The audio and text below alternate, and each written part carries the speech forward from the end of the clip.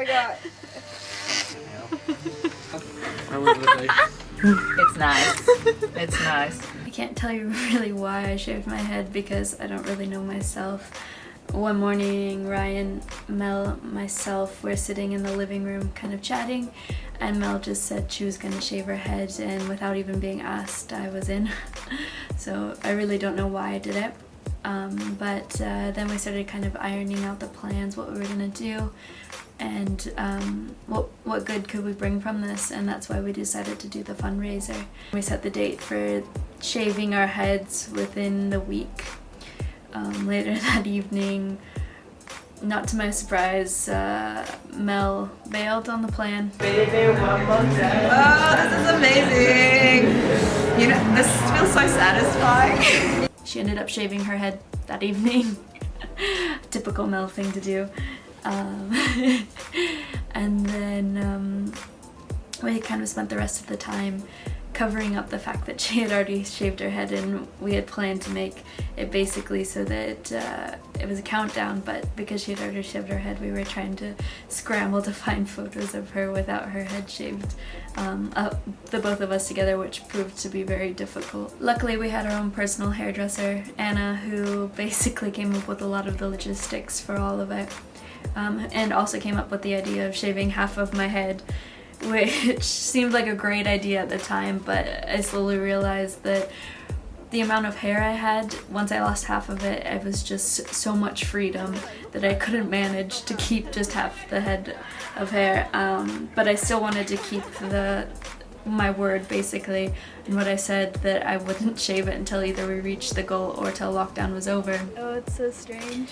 I'm so grateful that you guys were able to come through with that, because sleeping it felt wrong. Like my hair was just like suffocating me, which I've lived 23 years with it, but then it felt like something I couldn't deal with anymore. So I'm again so thankful for everybody who donated so quickly. Marina, how do you feel about this? I feel like it's gonna be so nice. My head is gonna be so light. You're gonna lose your fluffy red hair. And Anna, do you think this is a good idea? Absolutely. I mean, what could go wrong? She might cry. She might lock herself in her room.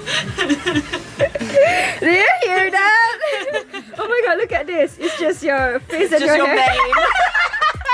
I also chose the date for the hair Shavedown to be on Ryan's birthday, which I thought would be a treat. I thought it would be really funny to let him shave my head as a sort of birthday present, but turned out it was more of I think he would have rather be anywhere else in the world than that. In that moment, you can see it in his face. It just went blank face. It was quite funny.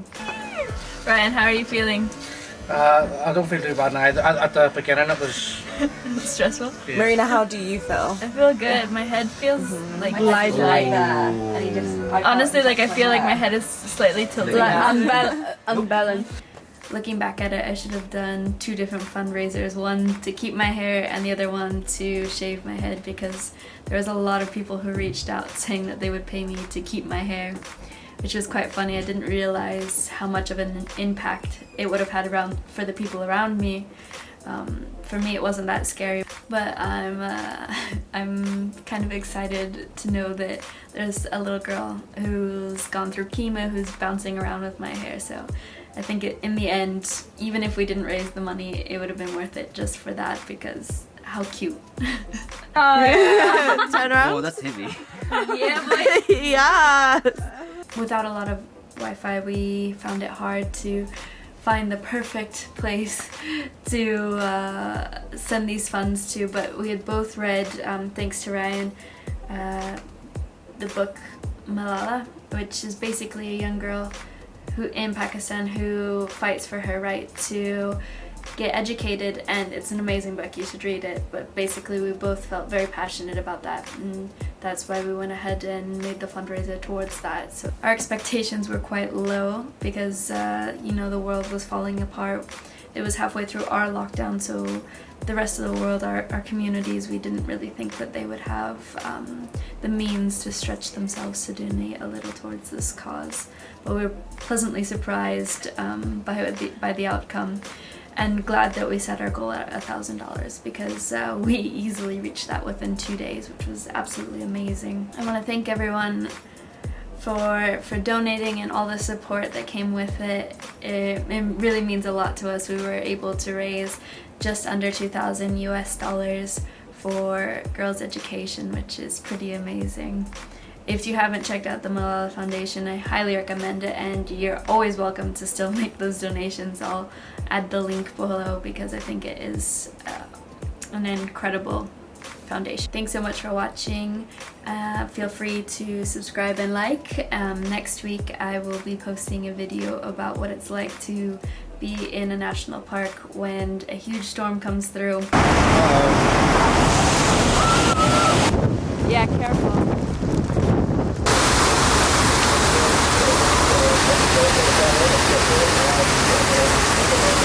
Wipes out the only road to get in, and the government puts our little town into a state of emergency and civil defense takes over.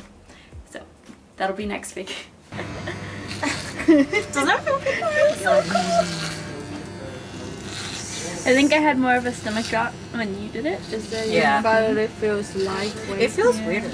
Yeah. Well, I suppose at this stage it's too fucking late, so it doesn't matter. Like, Feel how heavy that is?